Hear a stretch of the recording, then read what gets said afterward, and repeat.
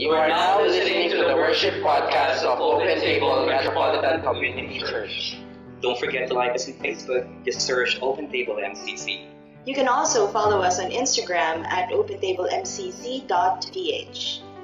And of course, you can visit our website www.opentablemcc.ph for resources on Holy Union, Sunday worship services, and other events.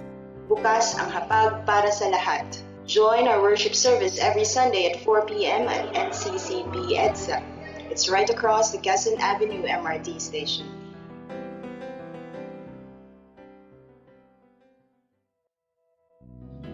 The first reading is from the Song of Songs, chapter 6, 10-12.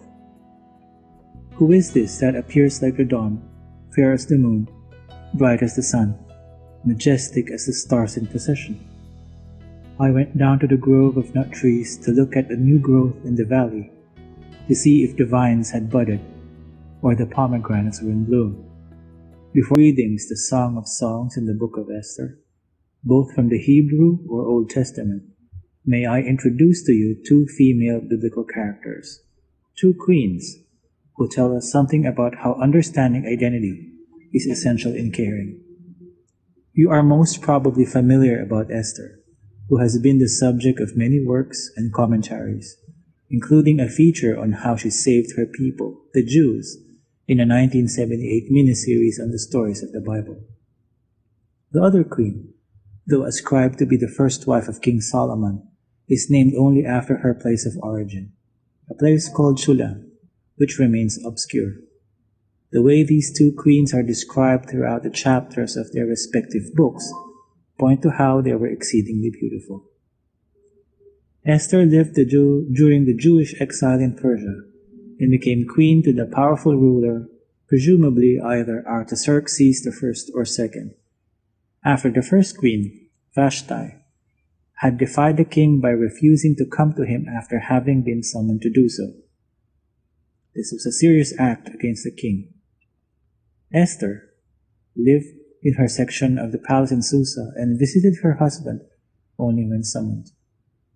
Although she certainly has been assimilated to Persian culture and custom, Esther faithfully remained a Jew, a secret that she kept from the king as instructed by her older relative, cousin or uncle, Mordecai.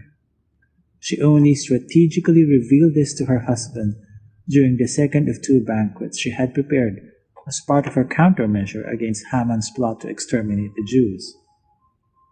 Esther was so equipped with prayer and strategy that though she risked the danger of being killed, she succeeded with God's grace in saving her people from extermination. But could she have done anything if she chose to hide her real identity?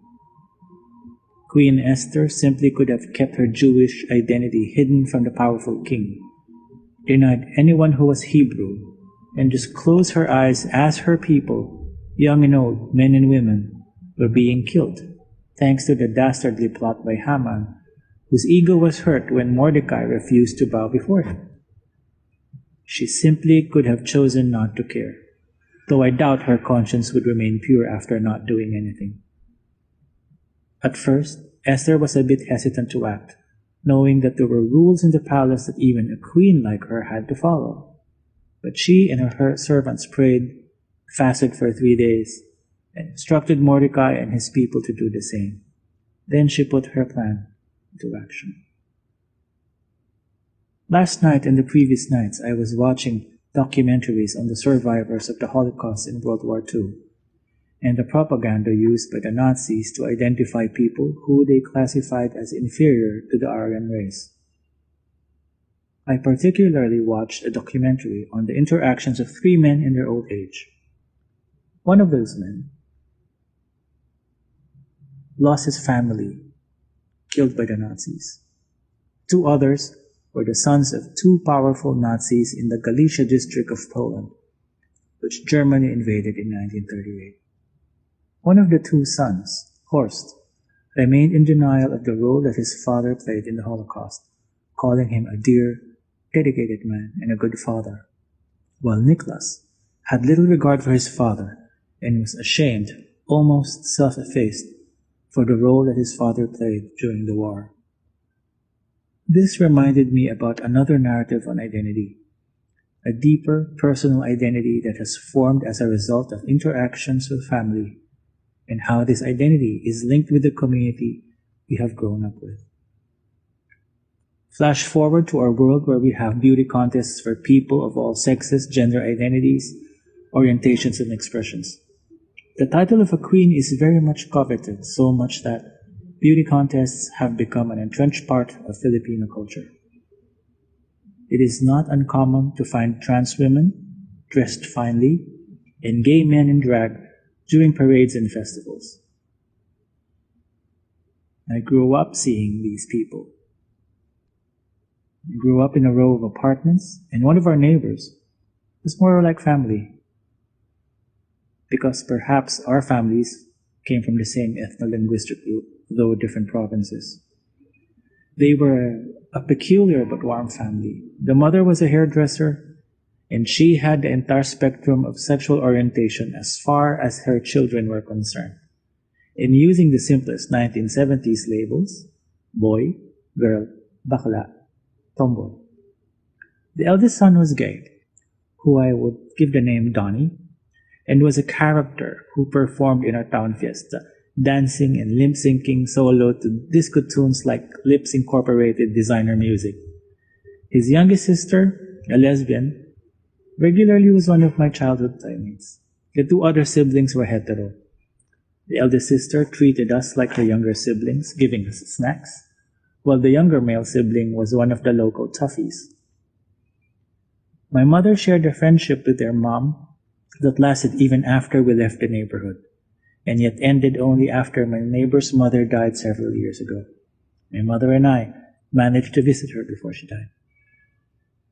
But it was in my dealings with the eldest son, Donnie or Donita, that I had my initial taste of what it means to be different.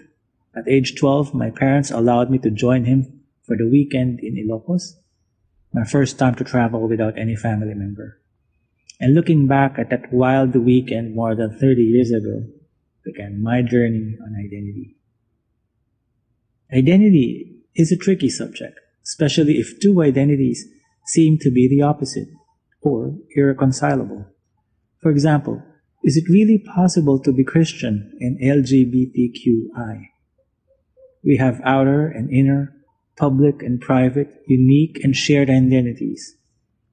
Diverse as we are, there is the shared identity of having experienced discrimination, to have faced prejudices, and have suffered anxieties around homophobia and transphobia. However, it is in experiencing, not just in experiencing, but surviving and surmounting these that brings us together. But which identity am I talking about? I belong to a church for 5 years now that believes in Jesus' radical love for all people. People with these unique, special, specific identities have become deliberate targets of physical and emotional harm. In many instances, transgender people, bisexual, gay, and lesbians are asked to renounce essential parts of their identities and are forbidden to express themselves. But there have been even far worse situations. But what do I care? Do I have to care? I have to care. We have to care because last January 23, a Filipino language tabloid reported the ghastly murder of a person described to be bakla, based mainly from the hairstyle and upper garments the person was wearing. This person was mercilessly killed, strangled, and the body stuffed in a suitcase and left in front of a food stall in Pasay City. No one ever deserves to die this way. No one. Hate crimes can be just done against anyone. Ang sakit sa puso. Ang sakit sa loob. Dahil ba hindi Amerikanong sundalo ang pumatay at madaling palabasin na tukhang ito? For me, the more important question is not that I have to care, but are we even equipped to care?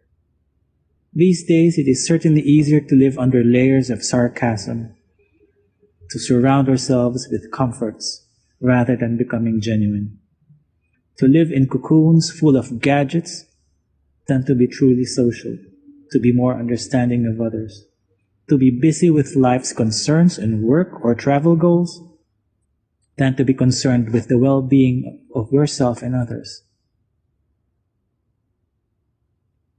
We can easily have our biases and hurts go unchecked and use all these as convenient reasons not to care.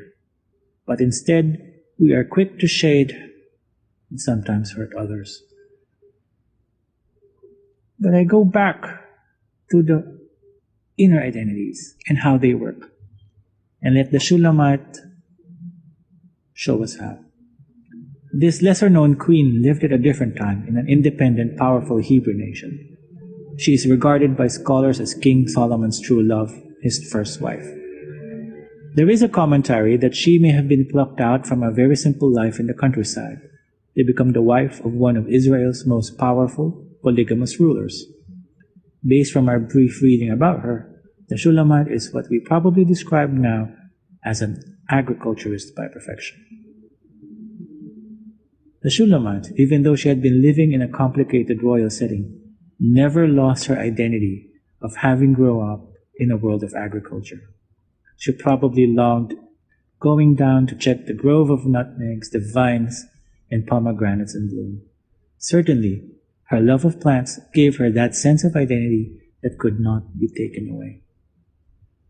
While it was identity that helped equip Esther to act, in the case of the Shulamite, it was her inner identity as a plant lover, perhaps full of memories of the scents of the fresh leaves, beautiful sight of new growth, the scent of blossoms, and the juicy taste of fruit that sustained her living in the palace that later had a harem, with Solomon opting to have many wives. Identity plays a very vital role in a person's life and that of a community. An understanding of other people's identity equips us to careful action. Meanwhile, a positive view of one's inner identity, a healthy view of self-worth, can sustain us in times that we are alone. For months now, I had been struggling with feelings of loneliness. I had been feeling desperate. And unlike the Shulamite, I failed to fully appreciate how my special identity as a Christian and an LGBTI, and how 4 years and counting of living in this little affirming church should have already equipped me by now on how to care for myself and to care for others. Indeed, the comfort of community in being understood cannot be underestimated. This brings me to nearly close this Sunday sermon by reiterating that a healthy view of one's identity and faith are essential in caring for the self and others, equipping and bringing us to act accordingly. This healthy view of one's identity and the appreciation of that of others opens us to other tools of caring that we can discuss in the year-long theme of being a caring community. I've observed that LGBTQ people have come to our doors for two main reasons. One is the result of the difficult and often painful experiential process of equalizing or reconciling spirituality and sexuality. Second is identity. The very implicit nature of the LGBTQI community, its history and connection, provides us a sense of family and belongingness. But we welcome all people to Open Table MCC, regardless of sexual orientation, gender identity, and expression. I would like to leave you with this question. Where do we go from here?